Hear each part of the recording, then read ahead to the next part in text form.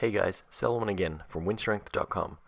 On my 7th week reviewing Thor's Power Program, a template created by the Australian strength coach, aka Sebastian Arab, for the world's strongest man, Thor Bjornsson. If you want to check out my previous 6 weeks of training, check out the links below. I'll throw all that up there. But let's start off with day 1 squats. We're starting off here with how I kind of warm up. This is really my only warm up I do, which I start with just the empty bar and do about 3 sets of 15 to 10 reps, mainly looking at 35 to 40 reps.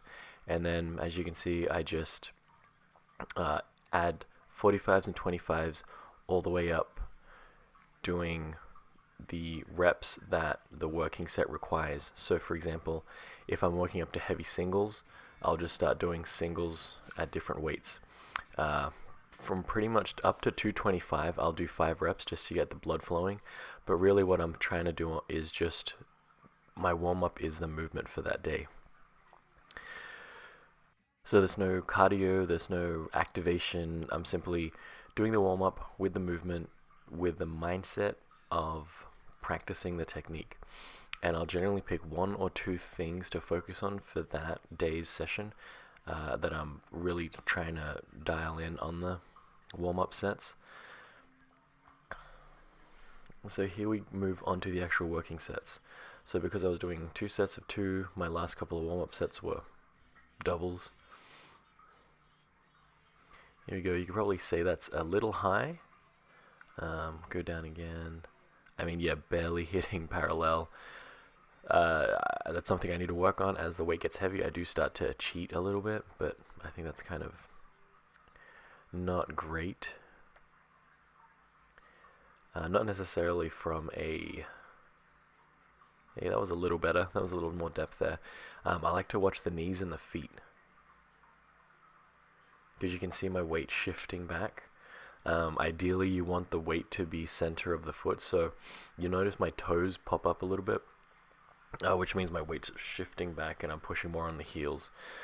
Something I do need to work on during those warm-up sets, but being able to watch these videos back actually helps a fair bit in analyzing what to work on your next week of squats.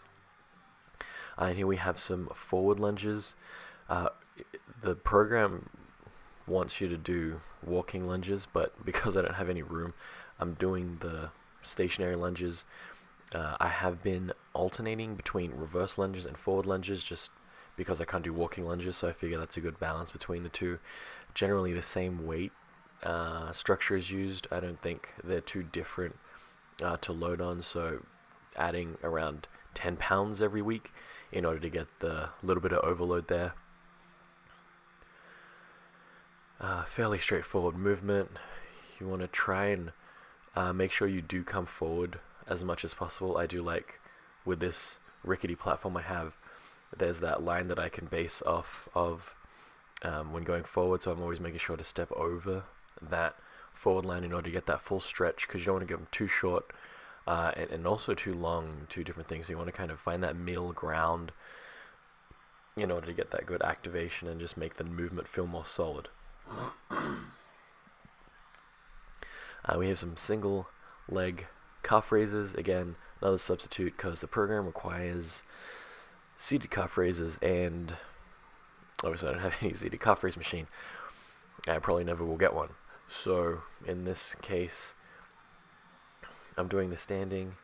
I have been trying to focus on making the heel touch the floor and make my toe just pop up a little bit, as you can see, so that I do get that full stretch of motion on the bottom there. The last sets of this are always tough, and I'm always cutting the rep short, as it were. So now we move on to day 2, which is the vertical pushing and pulling component. The main movement for this one is the high incline press, and we have 225 for a double. Now, I'm not sure how the calculator for the loading worked here, but I'm 99% sure it was off, or I was just really weak with the thing, because it wanted me to do 225 for 4 for the first week, and I could barely hit those numbers. I could barely do it for a single back then, so I'm not sure where the 225 came from, but something is lacking or something is overcalculating. And that's pretty much the only weight that was way off in the calculations, I think. The bench press, the squat, the deadlift numbers were all spot on. They were all challenging. It was just this overhead press. Give it, my overhead press is my weakest lift relatively. I've ignored it for a while and haven't really focused on it, so that's something I have been trying to drive up, but I think that might account for the fact that I couldn't do 225 for 4, whereas now I can do it for 2. So it's still we're still doing this progressive overload fashion over the week, so I think that's a great thing for the program, but just the weights used were a little bit dialed back. The one thing I don't like, again, is the lack of the actual competition movement, where it's the, not competition, but the main movement, which is the belted overhead press. Instead, we're doing an accessory movement as a main lift. So another substitution here, it did need a dumbbell lift. I don't have dumbbells, so instead going for the beltless variety. I really like this one because it really forces me to maintain that neutral spine, big air into the stomach, which I think really helps with the belted press, because as you can see, I mean, my seated press is fairly strong, so that makes me want to believe that my core and my lower body is the weak point here. Just that chain from the feet all the way to the hands. If my musculature can handle that amount of volume just with the shoulders, I think the weak point is the middle point. Here we have my quote-unquote fat grip pendlay rows. Again, not the biggest fan of these. I can kind of see where he's going for with the grip work, maybe, or getting some extra volume in without stressing the back too much by making the movement more difficult. But it feels like we could have maybe done tempo pendlay rows or ISO holds at the top. I really don't like my hands just don't feel comfortable with that fat grip, and I totally get it because the program calls for axle rows, which is a key movement for strongman competitors, so that totally makes sense. But from my perspective, I don't think I need that. Move on to day 3 now with deadlifts. Again, I was able to capture the warm-up protocol just like the squats. I'm doing the same thing, just the same movement. There's no stretching, there's no activation, there's no foam rolling. All I'm doing is the movement repeatedly up until the working sets. I like to stick to about 80 to 90% of the working weight as my last warm-up set, just so I can gauge if I need to dial back or tune up the working set. So we have the working set at 425 for a 1-inch deficit deadlift. Taking that deep breath in, I'm trying to get a similar setup every time so that there's a pattern ingrained in my head. That one looked good. If you follow the weights, it's always trying to stay in a straight line on the way up, so there's no movement back and forth. My shins come forward a little bit there. But for the most part, this was better than last week, where you could see my shins bump the bar maybe like a 1/4 inch forward, which isn't great.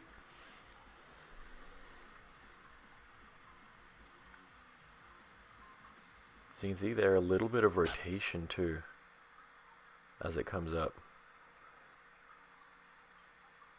Yes, that was good. Not too much forward and back movement, but you can definitely see some rotation towards the hand that was supinated, so my left hand.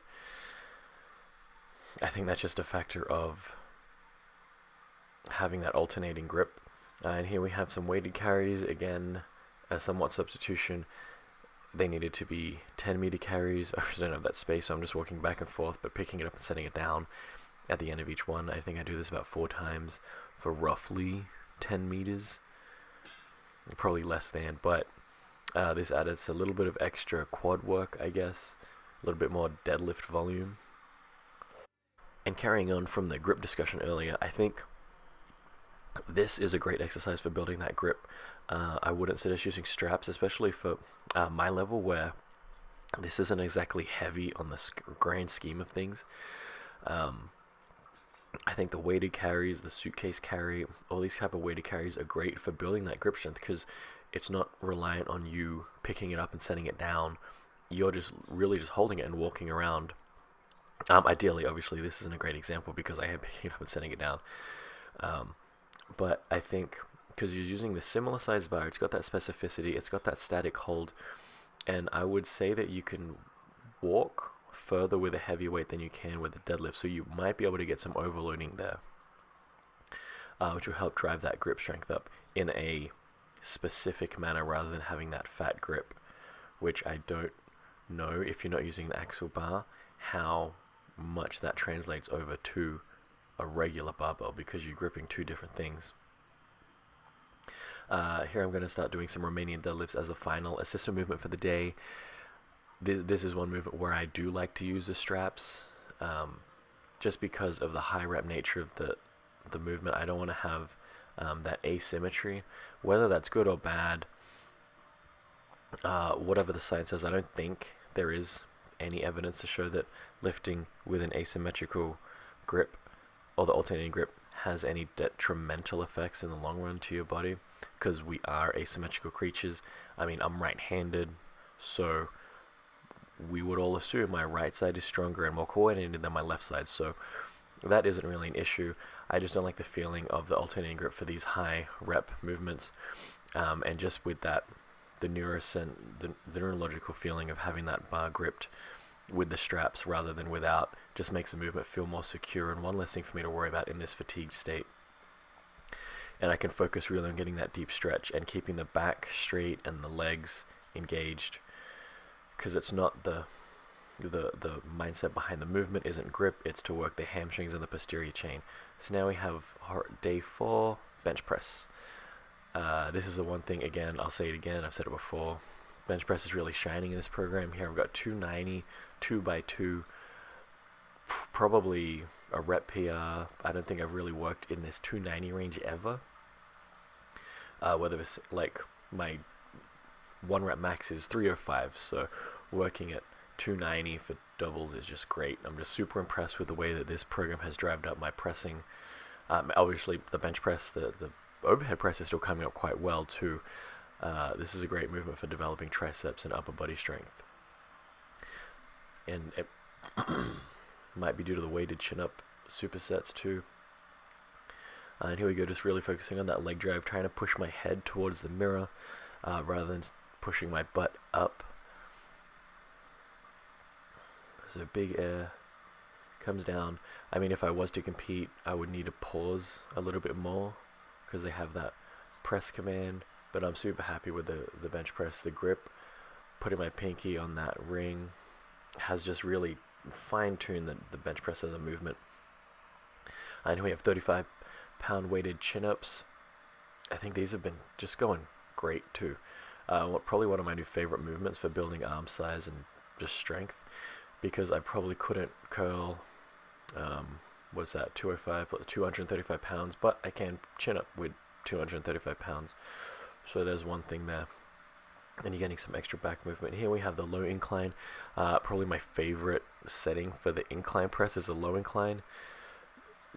There's no studies to show which incline is better. I think you're just trying to focus on activating more pec muscles, so whichever incline feels good for you, maybe mix it up. I kind of do like to mix up the angles, just for variety, and one way to add some variety, not make the workout so stagnant with the same angle every single week, every single month. So I wouldn't suggest focusing on different angles for any other reason than variety, because that's all you're really trying to target here.